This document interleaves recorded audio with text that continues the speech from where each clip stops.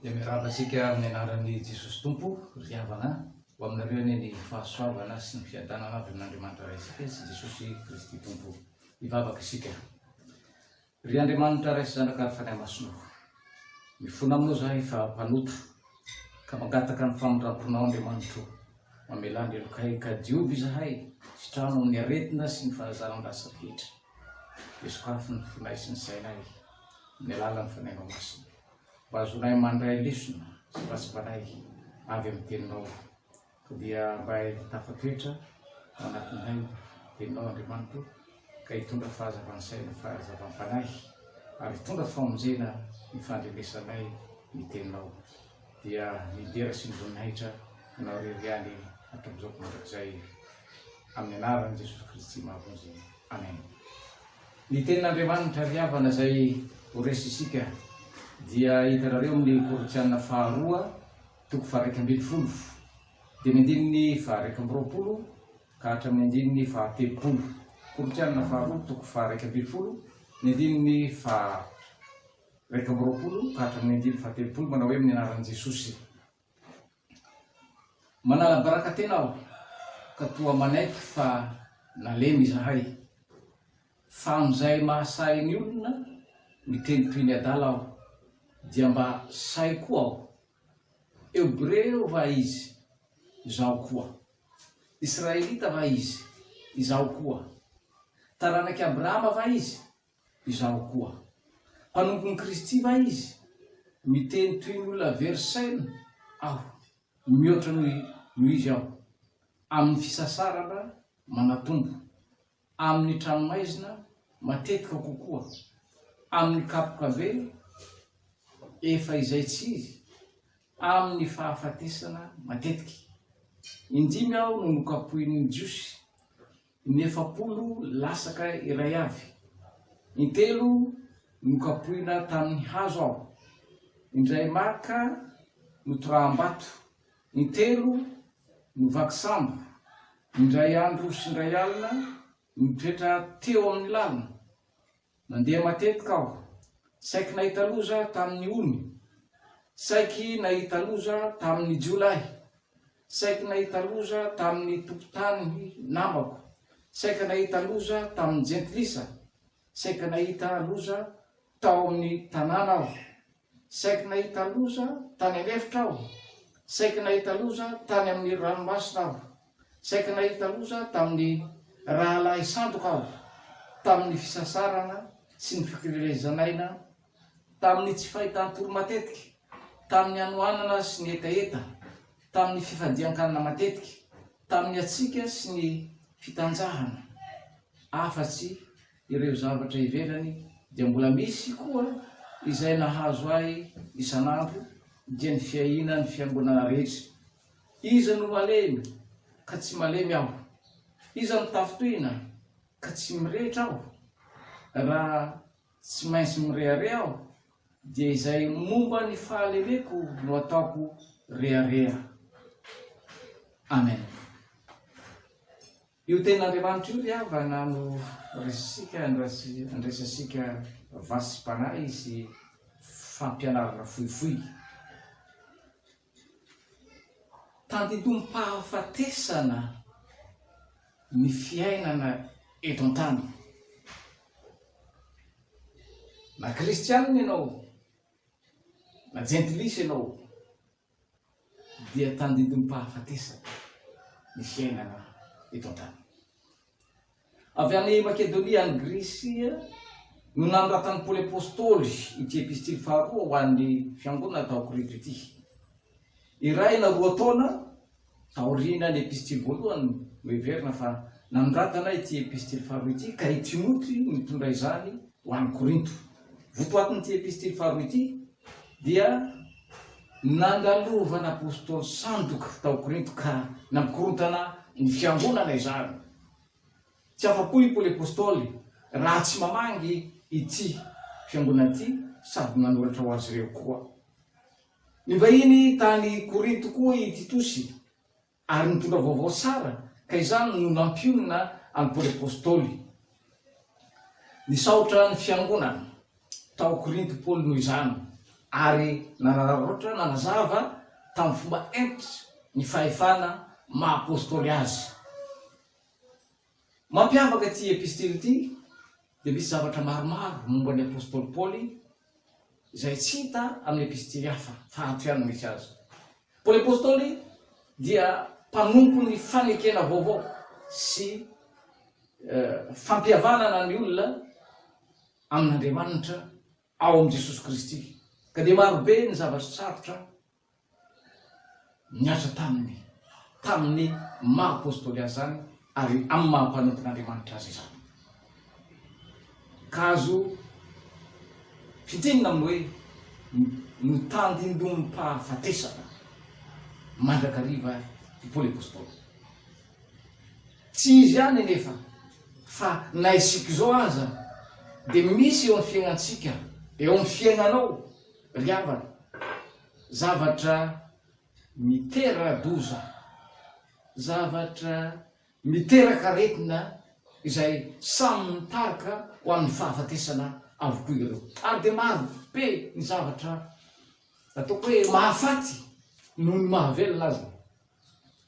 Kanefa dia nohamarin'ny Tompo tamin'ny Paoly apôstôly fa ny fahasoavan'i Jesosy Kristy no antoky ny fahavelovana na amin'izao fiainana izao na amin'ny any ankoatran'ny zao hita maso izao. Jesosy Tompo no antoky ny fahavelomana. Manaitra amin'ity epistily ty koa ireo fihetseha-pon'ny Paoly apôstôly amin'ny fifandraisana amin'ny fiangonana, ka dia ao ny alaheliny raha misy zava-sarotra sy tebiteby, ary koa ny fahatezerana mirehitra indraindray noho ny zavatra miseho agnatin'ny fiangonana, ary dia ao ny fireharehany sy ny fiafaliny raha hitany fa mitombo amin'ny ara-panay mipino kristianina ao agnatin'ny fiangonana. Andiny fahatelopolo eto, raha tsy maintsy mirehareha aho dia izay momba ny fahalemeko no ataoko horehareha hoy apôstôly Paoly. Ny fahalemena moa afantarantsika azy dia takaitsy, kilema, ary izany no hita raha ohatra ka amin'ny vatana. Fa raha eo amin'ny toetra kosa dia ilay ilazana fahazaran-drasy ny fahalemena. Ilazana tsy fahombiazana, tsy fahatanterahana amin'ny maha-panota ny fahalemena. Ary aretina koa dia azo lazaina ny fahalemena, ka ary io nisy tamin'ny apôstôly Paoly, nisy aretina izy. Atsapana tena izany, atsapana fa sinotsinonao, olona malemy aho. Ary dia io no reharehako i apôstôly Paoly. Fanetretena nefa izany tenin'ny apôstôly Paoly izany, ho fanandratany ny herin'Andriamanitra miasa ao aminy, ka dia ny fahombiazany sy ny fahatanjahana misy aminy dia no ilay Andriamanitra tompoiny ka manaferena azy. Reharehany dio fahalemeny io ihany, malemy aho fa Andriamanitra no mampatanjakay. Tsy mahatohitra ny loza, tsy mahatohitra aretina, tsy mahatohitra rehefa kapanay, ary tsy manana hery hoentina maharesy izany aho hoy Paoly apôstôly. Fa fototry ny fahombiazana, fototry ny fandresena dia Andriamanitra ao Jesosy ilay manafy hery ny mpanompony. Andiny voalohany ka hatramin'ny 5 eto, Paoly apôstôly ilay apôstôly tena izy, satria misy ny sandoka amin'ity apôstôly ty. Andiny 4 ka hatramin'ny 13 dia irery fijaliana ny aretan'ny Paoly apôstôly voatanisa amin'ity epistily ty. Efa mpanompon'Andriamanitra nefa iarana fahoriana, iarana loza, iarana aretina, toa mampametra panontaniana izany. Ary dia maro aza dy olona maneso mipino kristianina iarana fahoriana, loza sy aretina, kanefa dia manana an'i Jesosy. niaritra fahoriana Paoly noho ny fanatanterahany ny asa maha-apôstôly azy. Tsy avy amin'Andriamanitra nefa zany, fa vokatry ny ekatraketraky izao tontolo zao izay manohitra an'Andriamanitra. Sazy teo amin'ny Josy tao amin'ny sinagoga, kapoka eny efapolo, lasaka iray avy, 5 niasa tamin'ny Paoly zao. Sazy tamin'ny Romanina izay natokana ho amin'ny olona tsy mizaka ny zom-pirenena Romanina, kapoka tamin'ny hazo intelo ny aretan'ny Paoly en'izany. Fitoraham-bato indray mandeha, hitasika ao Mateo 5:10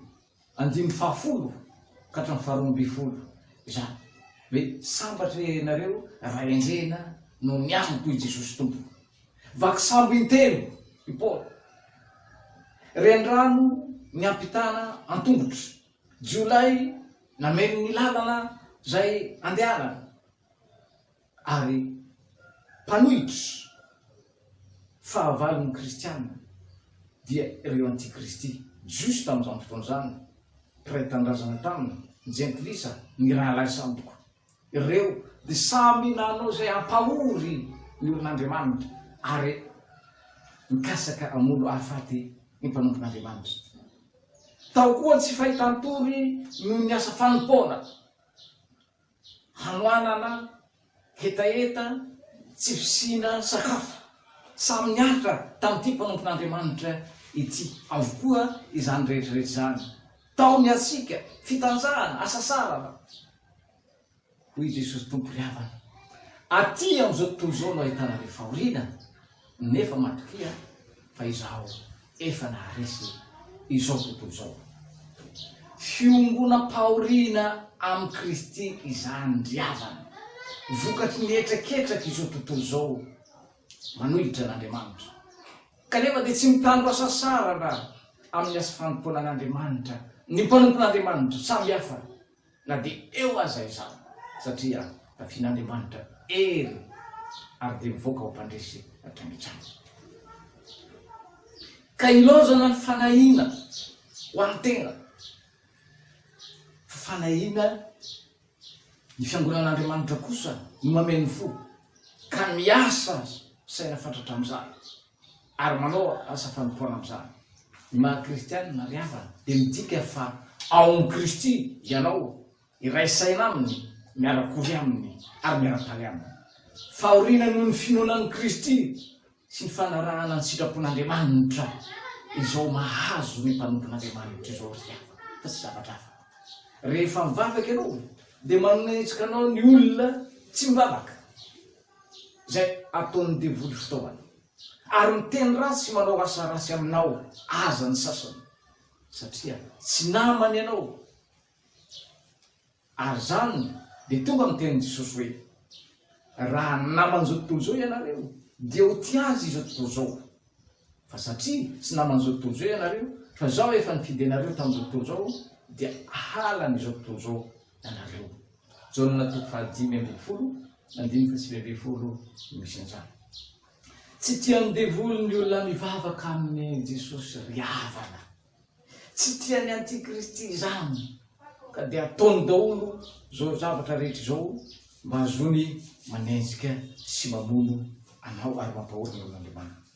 Mimpiaina amin'ireo kristianina ireo ianao ao amin'ny fiangonana, ka ny zavatra manzony kristianina hafa dia raiso ho miatra amin'ny tenareo ihany koa. Fiombonan'ny olona masina izany noho ny fitandrovana ny voninahitran'Andriamanitra, miaraka ory amin'izay ory. Maharary ny hafa, kristianina hafa dia maharary anao koa. Fa aza atao hoe rehefa tsy mahakasika ahy dia tsy manino, dia tsy raraiko. Iza no malemy i Paoly apôstôly ka tsy malemy aho? Aza tafitrina amin'ireny ka mahevitra amin'ny fanompoanan'ny Tompo, fa tafian'i Jesosy ery ianao ka tsy maintsy hivoaka ho mpandresy. Takina ny fiaraha ory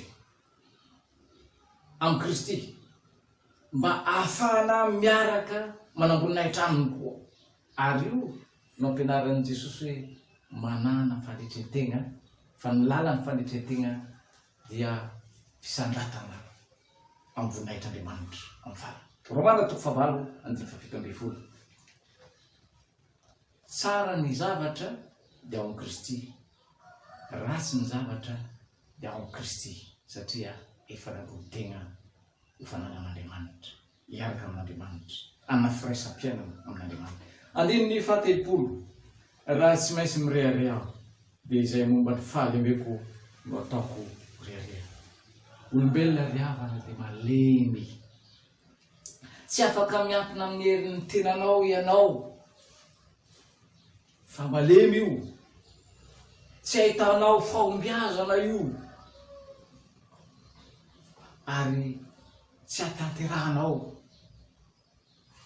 ny sitrapon'Andriamanitra, fa mangataha fanampihana, mangataha famonjera avy amin'Andriamanitra, indrindra fanasitranana avy amin'Andriamanitra. Mila ery avy amin'i Jesosy Tompo ianao riavana, ka io no afaka andresenao ny zava-sarotra rehetra. Andriamanitra no miady ho anao, Andriamanitra no mandresy ho anao. Andriamanitra dia mety mampiasa ny fahoriana eo amin'ny fiainan'ny kristianina ho fandrisihana ny fitomboana ara-panahy na amin'ny fiovana ihany koa. Ka fantara raha hoe kay tsy mety ty ataoko ity. Ampiasainy ny fahoriana hiantsonan'ny olona diso lalana mba hibebaka amin'ny fahotany sy hanavao ny Filohany, ary atoky an' Jesosy ka hifikitra sy hankina amin'ny tanteraka. Ampiasain'Andriamanitra ny fahoriana hitsapana ny finoanao raha hitoetra atoky ianao na tsia rehefa mandalo sedra. Andriamanitra dia namela ny Satana ampahory an'i Jakoba mba hitsapany ny finoan'i Jakoba. Jakoba 1:9-12 ahitantsika an'izany. Mbola hitoetra mahatoky ny tompo ve Jakoba sa anozona an'Andriamanitra? Fitsapana ho fizahan-toetra izany, ka amin'ny alalan'ireny fizahan-toetra ireny no mahatonga ny finoanao an'i Kristy ho matotra kokoa, ho mafirina kokoa, ka hiafara amin'ny fiderana sy fanomezam-boninahitra an'Andriamanitra amin'ny sioan'i Jesosy Kristy amin'ny any farany indrindraindrindra. Petera 1:7. Andriamanitra dia mampiasa ny fahoriana mba anampy sy tombo amin'ny toetra kristianina sy amin'ny fahamarinana ny olon'Andriamanitra. Andriamanitra dia mampianatra ny mpino kristianina mba hanana toetra ka hanana faharetana amin'ny alalan'ny fahoriana. Romana 5:5-7. Ka tsy hiankina amin'ny herin'ny tenany amin'ny maha olona, fa hiankina bebe koa amin'Andriamanitra sy ny fahasoavan'Andriamanitra ny mpanompon'Andriamanitra. Rehefa mandalo ady sy fahoriana, ino no atao? Voalohany, saintsaino ireo antony nahatonga anao ory. Faharoa, minoa fa miainao Andriamanitra na manao ahoana na manao ahoana ny toe-javatra lalovanao. Hitan'i Jesosy io, ary eo akaikinao izy. Fahatelo, mitodia amin'Andriamanitra ny filavahana, ka mangataha famelan-keloka sy famonjena avy aminy, manam-panafahana ianao amin'ny alahelo sy ny fahorianao. Faefatra, manantenan'Andriamanitra hanome fahasoavana ampiazakanao izany ny fahoriana, manam-pahatonga ny fanafahana ianao. Korintiana 1:17. Tsarovy fa manoatra noho ny mpandresy isika amin'ny alalan'ilay tiantsika dia Jesosy. Romana 9:7-7 misy an'izany. Ny finoana kristianina dia tsy mijanona amin'ny fanasitranana dia afa-po amin'izany, fanasitranana amin'ny fahalemena sy ny fahoriana, fa amin'ny fanehoana ny herin'Andriamanitra mamonjy. Io no mahafaly, Andriamanitra mamonjy. Fa dimy farany dia vakio ny ten'Andriamanitra indrindra ny salamo zay mitondra fampiononana amin'ny ampaorina rehetra efa miatra tamin'ny olon'Andriamanitra taloha ary dia mbola miatra amin'ireo koa ankehitriny. Korintiana 2:4-7 ka hatramin'ny 1:7 riavaka dia izao no voasoratra ao: fa manana izao rakitra izao anatin'ny vilany tany izahay, mba ho an'Andriamanitra ny alehibe ny hery fa tsy ho avy aminay. Voageza manodidina izahay nefa tsy tery, very-hevitra izahay nefa tsy mamoy fo, enjehina nefa tsy nafoy, fotraka nefa tsy maty. Mitondra ny fahafatesana Jesosy hatrany ao amin'ny teny izahay, mba haseho amin'ny tenanay koa ny fiainan'i Jesosy. Fa izahay izay velona dia atolotra ho amin'ny fahafatesana mandrakariva noho ny amin'i Jesosy, mba haseho amin'ny nofinay mety maty koa ny fiainan'i Jesosy Tompo. Korintiana 2:2-7 nefa hoy izy tamiko: ampy anao ny fahasoavako, fa ny heliko dia tanterahina amin'ny fahalemena, koa mahakasitrako ny rearea amin'ny fahalemeko, mba hitoerany hedin'i Kristy amiko. Voninay hitranay ho an'Andriamanitra resaraka ary fanahy-masina, zay azy hatramin'ny taloha indrindra ka hatra mandrakizay. Amen.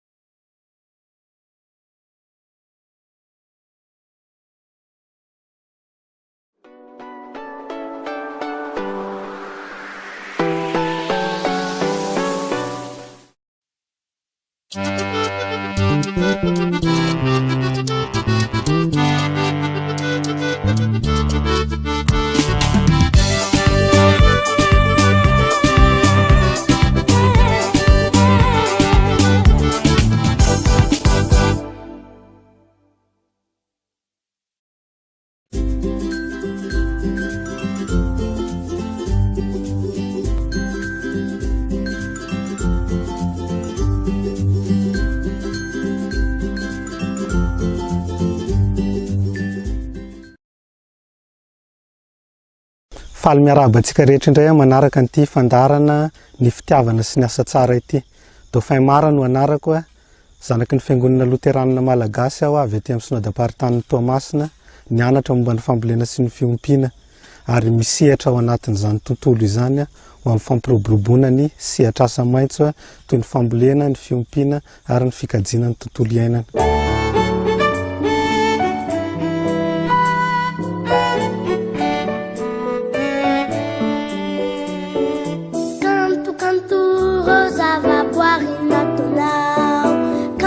Canto irery vitana ire o biby kely ka hatramin'ny elefant kanto ery ka mahateiza.